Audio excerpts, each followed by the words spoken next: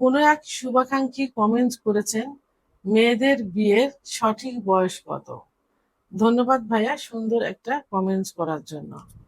দেশের এবং প্রবাসের ভাই বোনদের প্রতি সালাম।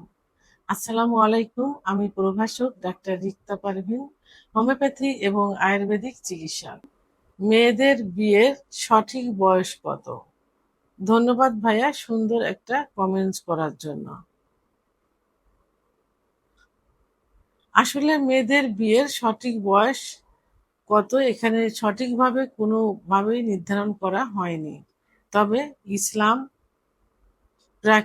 বিজ্ঞান এবং বাস্তবতার আলোকে এটা সুন্দরভাবে আলোচনা করা যেতে পারে বা আলোচনা করা যায়।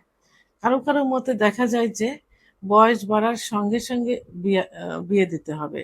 আবার কেউ কেউ বলে থাকেন পড়াশোনা কমপ্লিট করে প্রতিষ্ঠিত হবে, হয়ে বিয়ে দিতে হবে।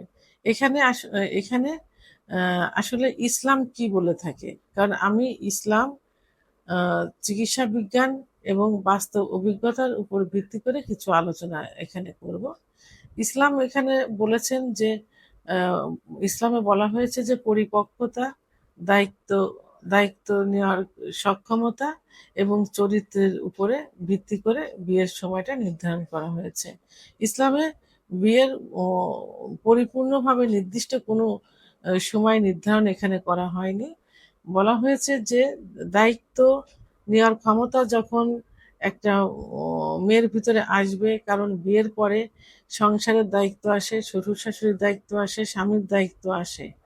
এগুলো মেনটেন করার ক্ষমতা যখন তার ভিতরে আসবে এবং পরিপূর্ণ শারীরিক পরিপক্কতা যখন তার ভিতরে আসবে, শারীরিক, কারণ বাচ্চা নেওয়ার ক্ষমতা হতে হবে, বাচ্চা লালন পালন করার ক্ষমতা হতে হবে ইত্যাদি, যখন তার ভিতরে আসবে তখনই সে বিয়ে তাকে বিয়ে দেওয়া যেতে পারে।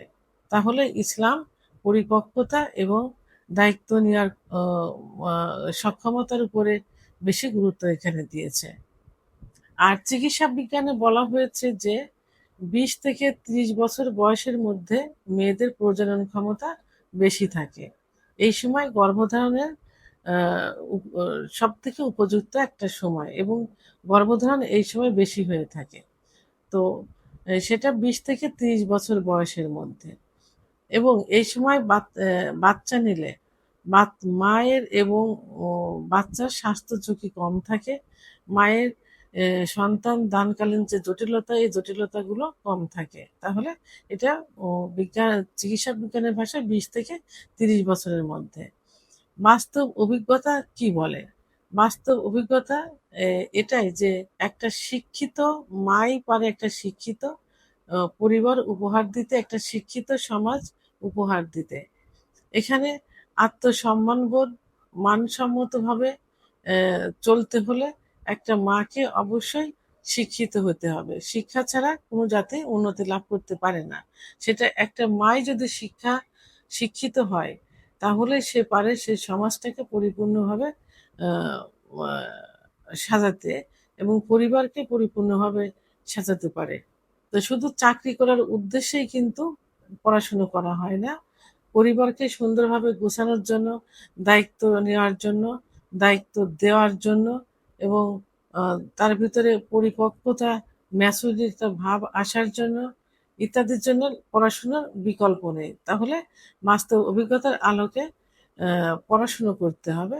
পড়াশুনো সাধারণত একটা মেয়ের পড়াশুনো শেষ করতে একই বয়স আসে, 20 থেকে 30 বছরের মধ্যে সে প্রতিষ্ঠিত হতে পারে, আহ, সমাজে প্রতিষ্ঠিত হতে পারে, পরিবারে প্রতিষ্ঠিত হতে পারে, রাষ্ট্রীয়গতভাবে সে প্রতিষ্ঠিত হতে পারে। তাহলে এখানে 18 বছরের নিচে যদি মেয়েদের আম, আহ, বাচ্চা নেয়, তাহলে তার স্বাস্থ্য ঝুঁকি থেকে যায়, জন্মদানের জটিলতা থেকে যায়। আবার 35-এর পরেও যদি বাচ্চা নেয়, তাহলে তার স্বাস্থ্য ঝুঁকি থেকে যায় এবং জন্মদানের জটিলতাও থেকে যায়।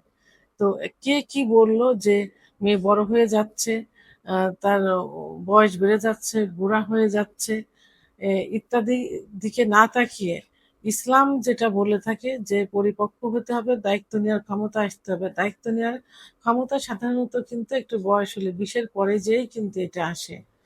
যেহেতু ইসলামও এটা বলেছে এবং চিকিৎসা বিজ্ঞানেও এটা বলা হয়েছে যে 20-এর পরে যেই প্রজনন ক্ষমতা বৃদ্ধি পায় এবং একটা মা পরিপূর্ণভাবে বাচ্চা লালন পালন করার ক্ষমতা চলে আসে।